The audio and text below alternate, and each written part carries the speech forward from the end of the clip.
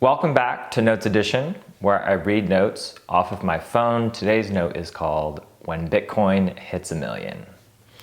Whenever I try to get someone to understand Bitcoin, it's because I'm trying to show that person that I care what happens to them. Inflation is happening to everyone, and I'm trying to find and share possible solutions. Most people are simply working harder to make up for inflation instead of getting to the root of the problem. When Bitcoin hits $1 million, likely within 10 years or less, know that I tried to help out when it was $1,000, $10,000, and here around $100,000.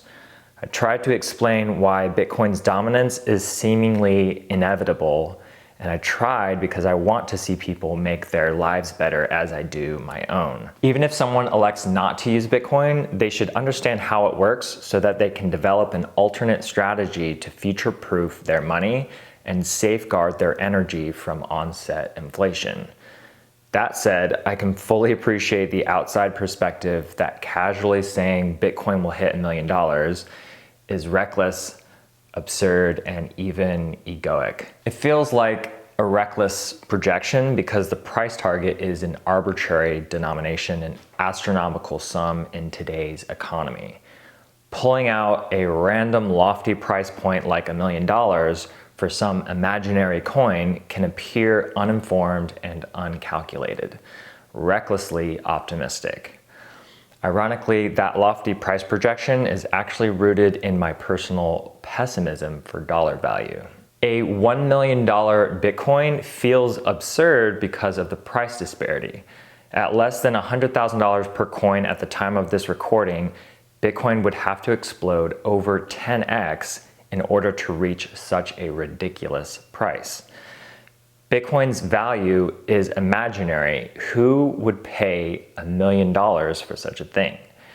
To that, I would say, who would pay $1 million for $1 million? Who would be willing to accept 1 million pieces of paper for a house or a boat?